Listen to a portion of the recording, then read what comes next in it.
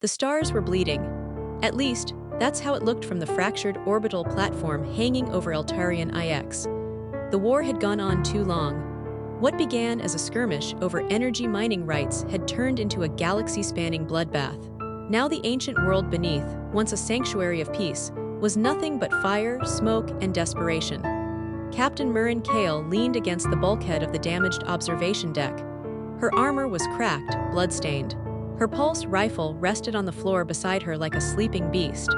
In the distance, she could see another piece of the orbital station break apart, its debris field spiraling into the atmosphere like burning leaves.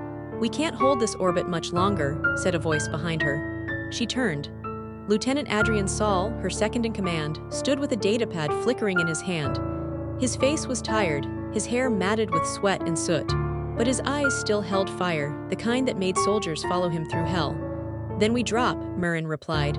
"We find the source and end this. You really think the core exists?" "I don't think." "I know." They'd heard whispers of the core, a presentient alien device buried beneath the mountains of Eltarian IX. It was said to be able to rewrite gravitational constants, warp causality, even bend fate itself. Too many factions wanted it. Too many had died chasing it, but Murrin wasn't after power. She wanted one thing: to stop the collapse. The platform shuddered as another blast rocked the station. "We go in 30 minutes, Murrin said. "Suit up. And Adrian, stay close. I don't want to lose you." Their eyes locked. Unspoken words lingered between them.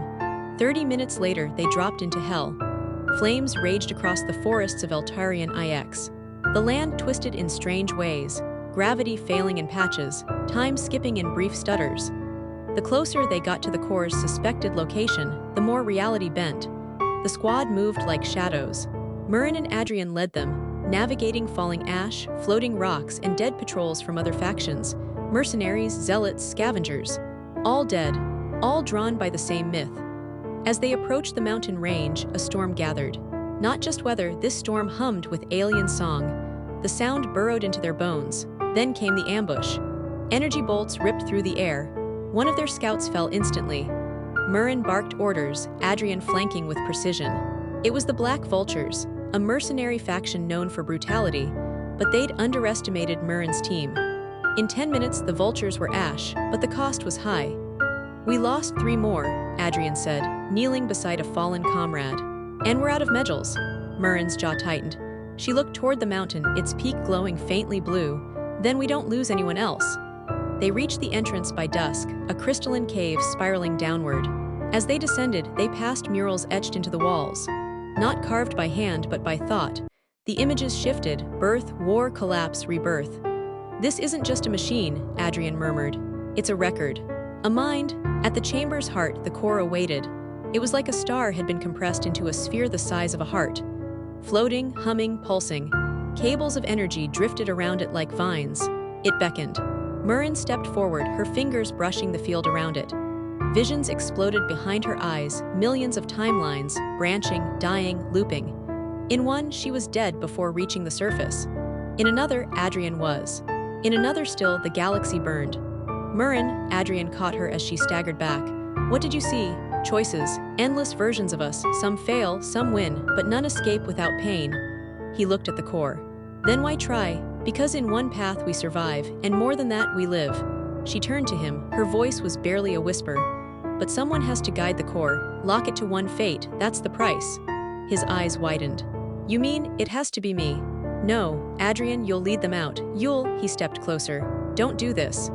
"I have to. I can hold the collapse long enough for the rest of the world to heal. But I can't do it without you, not truly." He took her face in his hands. "Then you're not going alone, we do this together."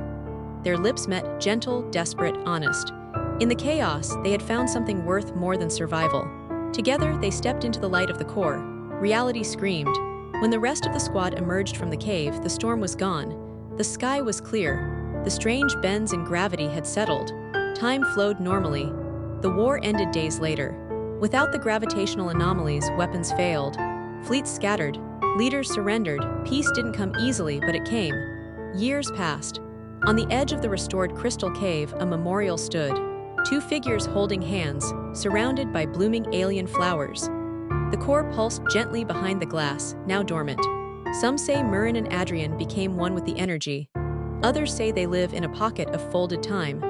But all agree they changed fate, not just for themselves, but for everyone. Because sometimes, surviving the chaos isn't enough. Sometimes, you have to defy the fate written for you, and write your own instead.